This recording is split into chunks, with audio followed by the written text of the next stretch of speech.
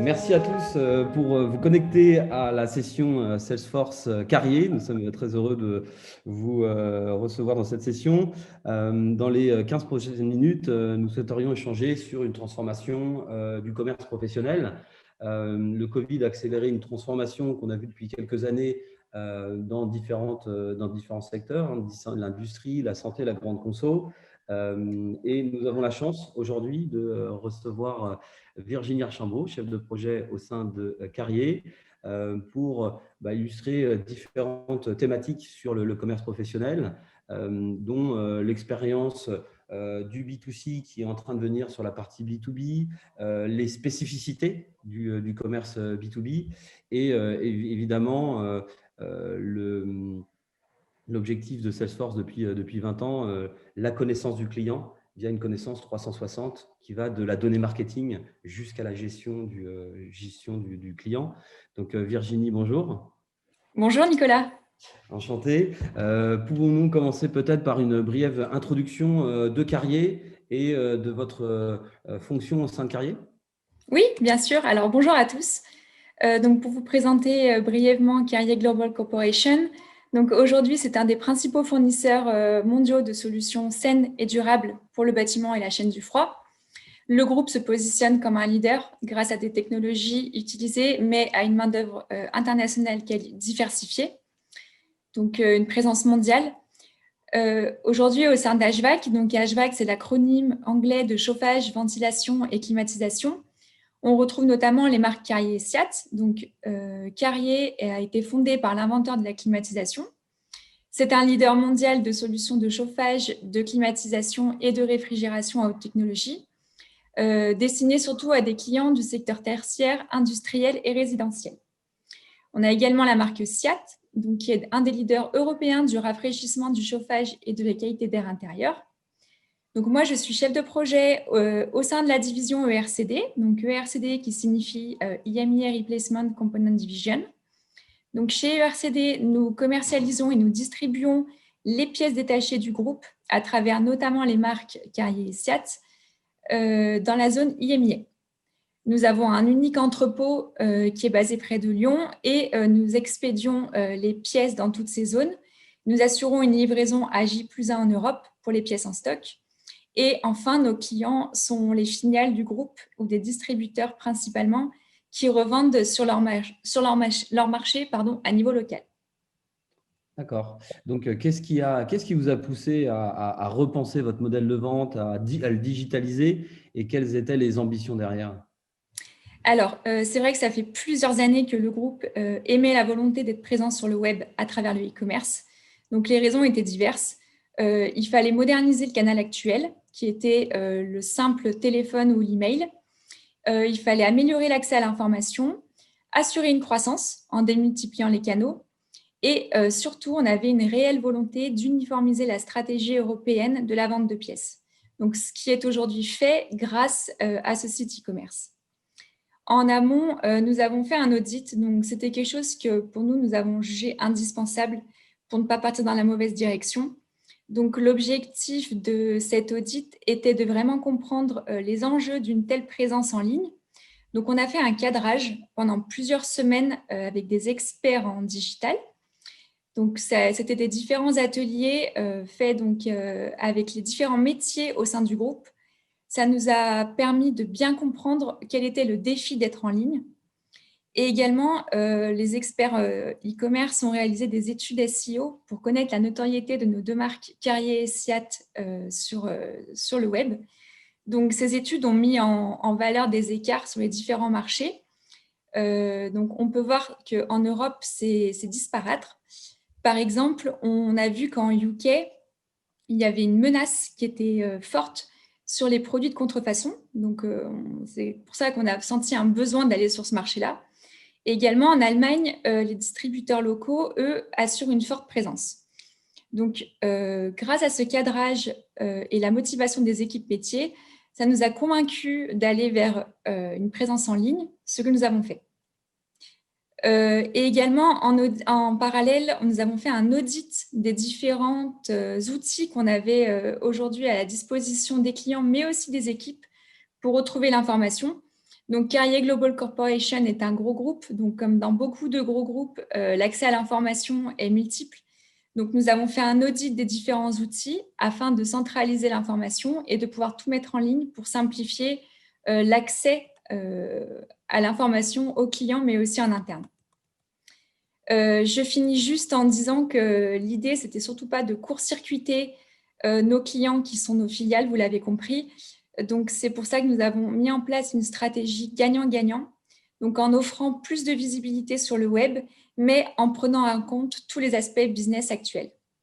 D'accord. Donc là, on a bien compris ce qui vous avait poussé à digitaliser votre processus de vente. Maintenant, si on parle un peu concrètement, qu'est-ce que ça a apporté à la fois à vos clients, mais Oui. aussi à tous les collaborateurs de Carrier? Alors, l'objectif de ce site pour nous était de créer une plateforme moderne, pratique, donc pour faciliter le quotidien de nos clients, mais aussi en interne. Donc, on leur offre la possibilité aux clients de commander aujourd'hui 24 heures sur 24, 7 jours sur 7. Donc, on leur offre vraiment de l'autonomie par rapport à ça. On a consolidé l'information et bien sûr, notre site est responsive, donc il est adapté aux tablettes et aux smartphones parce que c'était vraiment un besoin terrain d'avoir l'accès à l'information depuis n'importe quel support et de n'importe quel endroit. Donc, aujourd'hui, le site est une première mondiale en la catégorie pour le groupe. Il est disponible en 10 langues pour 12 pays d'Europe. Le contenu du site regroupe donc l'intégralité du catalogue de pièces des marques Carrier et Siat. Donc, on a plus de 90 000 produits en ligne. Donc, on retrouve des informations techniques, des photos, mais aussi, ça nous permet, on a offert à nos clients un moyen d'accéder en quelques clics à l'information. Donc, ils auront, quand ils seront connectés sur la plateforme, l'accès à leurs conditions de prix net, puisqu'on est sur du B2B, donc on sait que c'est un pricing model qui est un petit peu spécifique. Mais également, on donne accès au process de A à Z, c'est-à-dire que des équipes qui peuvent être back-office ou administration des ventes, par exemple, vont retrouver des informations spécifiques sur les produits. Je pense par exemple au poids ou au code douanier. Donc, c'est-à-dire que vraiment, de A à Z, c'est un canal qui permettra d'offrir aux clients et en interne l'accès à l'information. Également, on a mis en ligne des vues éclatées des machines. Donc, simplement pour notre business, comme on distribue des pièces détachées d'appareils, on veut donner encore un peu plus d'autonomie à nos clients en faisant leur sélection eux-mêmes de pièces. On sait bien que ça ne supprimera jamais le support technique humain parce que c'est des produits spécifiques. Mais en attendant, on veut essayer de leur donner de plus en plus de liberté grâce à cette plateforme en ligne. D'accord. Merci beaucoup, Virginie. Donc là, on voit que c'est un périmètre quand même déjà ambitieux. Alors, quelles seraient les prochaines étapes dans les 3 prochaines années? Et j'aurais aussi une seconde question. On a dans cette session beaucoup de personnes qui travaillent également dans des entreprises B2B. Quels conseils vous leur donneriez pour se lancer dans un tel projet? Alors, nous, du coup, notre rollout, il est européen, donc il concerne, vous l'avez compris, 12 pays d'Europe. On n'a pas ouvert les 12 pays en même temps, donc on les accompagne un par un. Donc, c'est vraiment pour être avec eux au maximum. Notre objectif à moyen terme, c'est de fidéliser toujours plus nos clients, donc les fidéliser à l'utilisation de cette nouvelle plateforme.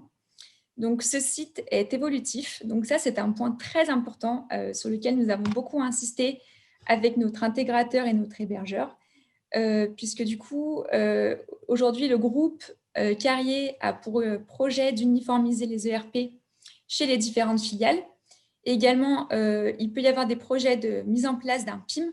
Donc, il faut absolument que cette solution supporte les choix IT et digitaux du groupe. Il est également très important que la plateforme soit à jour et enrichie de nouvelles fonctionnalités, mais aussi de contenu. Donc, on sait qu'aujourd'hui, avec ce site, nous avons un nouvel outil à disposition pour nos clients pour améliorer leur satisfaction, contribuer au développement des ventes. Et donc, on doit absolument le tenir à jour et l'enrichir pour fidéliser l'utilisation quotidienne. En termes de conseils, donc nous, le projet a commencé le 2 mars. Donc, nous avons eu donc une première semaine d'atelier avec les différents intervenants métiers de notre groupe, de notre intégrateur et de Salesforce, qui ont pu se faire en visuel. Après, inutile de repréciser le contexte, mais on a tous été confinés. Donc, l'intégralité du projet a été fait en remote. Donc, c'est quelque chose de possible. Ça n'a pas été la meilleure solution parce que c'est plus difficile d'embarquer les équipes et c'est le point le plus important. Donc, il faut vraiment embarquer les équipes en amont, les suivre et les accompagner dans le développement. Donc, on a vu que c'était quand même réalisable à distance, bien que ce n'est pas ce qu'on aurait souhaité au début, parce qu'au début, on avait prévu un gros lancement, se déplacer dans les différents pays pour les assister dans l'accompagnement. Malheureusement, tout se fait en visioconférence, mais on sait que c'est possible. Et également, il ne faut surtout pas négliger la phase du AT, qui, pour moi, est peut-être le point sur lequel on a un petit peu péché. L'UAT a été fait en été, parce qu'on avait des enjeux économiques d'être en ligne à la rentrée, mais on sait que les équipes n'étaient pas forcément disponibles et c'est un point très important. Donc voilà, bâtir aussi le business plan a été un exercice complexe, puisque du coup, on a construit un business plan sur un business model ambitieux, mais réaliste, parce que c'est un nouveau canal de distribution sur lequel on n'a pas de retour. Donc, à nous maintenant de suivre les performances dans les mois qui suivent avec le développement au niveau d'Europe. Nous sommes donc de retour en direct avec Virginie Archambault et Nicolas Lemonnier. Bonjour. Bonjour. Bonjour. Merci d'être là avec nous pour répondre aux questions du public. Alors, je vais commencer tout de suite avec une question très pratique. Combien de temps a duré l'implémentation de ce projet ? Donc, vous l'avez compris, en amont, il y a eu toute cette phase de cadrage, mais du coup, l'implémentation du projet, ça a été fait en 6 mois. Donc, nous avons commencé le projet le 2 mars. Il a donc été fait 100% en remote, comme vous l'avez compris, et donc il était opérationnel pour septembre. Donc, ça comprenait toutes les phases d'atelier, les 3 sprints et du coup, toute la phase du AT. Et est-ce que vous pouvez évaluer aujourd'hui le ROI de ce projet ? Alors, c'est encore difficile parce que donc on est en phase de lancement, c'est-à-dire qu'on est sur un scope européen. On l'ouvre petit à petit à certains pays d'Europe. Aujourd'hui, il y a des commandes tous les jours qui sont faites par les clients. Le ROI, il est encore trop dur à estimer. Simplement, si je peux parler en termes de qualité, ça correspond aux besoins des clients. J'ai suivi le début de cette conférence et c'était très intéressant parce que je trouve que ça regroupe vachement toutes nos idées à nous. Les clients attendent un service en ligne. Ils le trouvent aujourd'hui parce qu'ils ont des informations sur les produits, ils ont accès à leurs conditions de prix net. Ça ne supprime pas le lien humain, comme ça a été dit précédemment. Donc, en termes de ROI, si je peux répondre, je ne répondrai pas sur l'aspect financier parce que c'est encore trop dur à quantifier pour le moment. Alors, je crois qu'on a perdu Virginie. Voilà, qui est de retour. Vous nous entendez ? Oui, je vous entends, oui. Bon, petit hic technique. Donc, vous disiez qu'il était encore trop tôt pour évaluer l'impact financier. L'impact financier, il est encore trop dur à mesurer, effectivement. Merci. Autre question, comment voyez-vous l'implication de vos réseaux de distributeurs classiques ?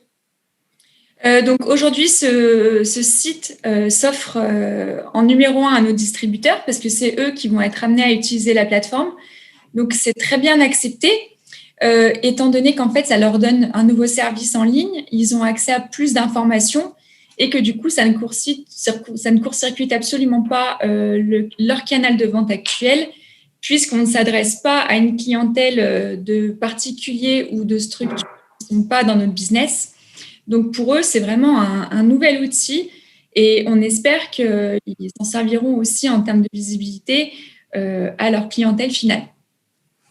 Alors justement, quand on parle de visibilité, j'ai une question pratico-pratique. Bonjour, sur le web, je ne trouve pas le site de vente, mais seulement l'institutionnel. Oui, ok, c'est une bonne question. Donc, le site, il est récent. On a travaillé sur les aspects fonctionnels et techniques du site Internet. Il est aujourd'hui opérationnel pour passer des commandes, pour la gestion des clients. Maintenant, on a encore un énorme travail à faire sur la partie SEO. Donc, enrichir de plus en plus le contenu. Grâce à la plateforme, on a des liens SEO exprès qu'il va falloir que nous devrons alimenter. Le travail va être long, étant donné qu'on s'adresse à 12 pays et en 10 langues. Le SEO va devoir être fait sur l'ensemble de ces langues. Donc, c'est un travail de fond qui va devoir être mené. Et puis, également, on sait que nous avons des pays qui vont mettre un budget Google AdWords pour avoir plus de visibilité. Donc, notamment, ce sera le cas de l'Allemagne.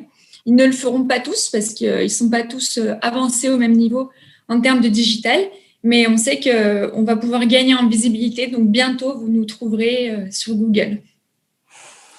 Une question gros sous. Le B2B étant quasi un prix par client, comment avez-vous mis en place une politique de prix cohérent? Oui, alors ça, c'était un des points les plus importants dans notre business model quand nous avons construit la plateforme. Aujourd'hui, en fait, nous, chez ERCD, donc vous l'avez compris, nous sommes la division pièces IMIA chez Carrier, nous avons une politique de prix. Chaque filiale au niveau européen retravaille cette politique de prix public et chaque client dans ces pays a des politiques tarifaires qui sont différentes, donc en fonction de leur négociation commerciale. Donc la plateforme, elle est vraiment très riche par rapport à ça parce qu'elle nous a permis de gérer toute cette fonctionnalité qui est vraiment, je pense, la plus technique dans notre secteur. Et ce qui fait qu'aujourd'hui, qu'un client, quand il est connecté en ligne, il a sa condition de prix net qui s'affiche. Donc ça, c'est un réel avantage parce qu'on sait que jusqu'à présent, il travaillait avec des fichiers Excel, avec des calculs. Et là, aujourd'hui, c'est vraiment un accès vraiment simplifié à l'information. Et c'est non des moindres parce qu'on sait que le prix est vraiment un vrai sujet, d'autant plus quand on est sur du B2B avec des conditions de remise particulières. Si on a un regard un petit peu plus haut, un petit peu plus extérieur, est-ce que cette initiative est isolée au sein du groupe? Alors non. Aujourd'hui, donc ERCD, donc division IMIA, nous sommes les seuls et les premiers à proposer ce site e-commerce pour les pièces détachées. Mais actuellement, nous sommes benchmarkés par la division américaine et la division asiatique qui va reproduire notre modèle donc, pour le diffuser sur leur marché. On sait également qu'on a d'autres branches au niveau du groupe, donc je pense notamment à la réfrigération, qui est en train de développer un site e-commerce donc, avec Salesforce également. Donc, ils se sont beaucoup inspirés de nos ateliers, de nos sprints. Et du coup, c'est vraiment bien parce qu'au niveau du groupe, on a vraiment une stratégie uniformisée qu'on n'avait pas jusqu'à présent. Et du coup, pour vendre les pièces au niveau du monde, on aura un site qui sera sous le même design pour tous les différents continents. Et ça, c'est vraiment une volonté du groupe d'être uniforme à ce niveau-là, au niveau des pièces détachées. Alors justement, est-ce qu'il existe un catalogue par pays où vous avez une vision centralisée de vos offres? Donc les produits, aujourd'hui, nous, chez ERCD, nous avons 90 000 pièces détachées, donc principalement des marques Carrier, Siat et quelques pièces universelles. L'intégralité du catalogue est accessible pour les différents pays, donc du scope concerné. Maintenant, la plateforme, j'en vante les mérites, nous a également permis de mettre des filtres. On sait que, par exemple, sur le marché français, on a encore des clients qui sont que de marque Carrier ou que de marque Siat. Aujourd'hui, la plateforme nous propose que ces produits ne s'affichent pas et ne puissent pas être achetés par le consommateur. Donc, c'est vraiment une fonctionnalité dont on avait besoin, étant donné que le 95% du marché est le même pour tous, mais nous avons quand même des spécificités. Une question pour Nicolas Lemonnier. Comment est-ce que vous travaillez avec vos clients pour améliorer leur plateforme? Donc, on travaille de deux façons. D'abord, on a une partie traditionnelle d'avant-vente où on va travailler avec toute l'équipe Salesforce pour bien comprendre les spécificités de nos clients. On l'a vu avec Carrier, il y avait beaucoup de spécificités autour du pricing. Et ensuite, dans un second temps, on travaille avec un réseau de partenaires certifiés qui vont personnaliser la plateforme pour chacun des processus de nos clients et s'assurer du succès du projet. Et puis ensuite, on a une équipe de Customer Success Manager qui, chez Salesforce, est l'ADN et le cœur de la société pour bien s'assurer que la plateforme est bien utilisée et l'améliorer de façon constante. Merci beaucoup à tous les deux d'avoir répondu aux questions du public.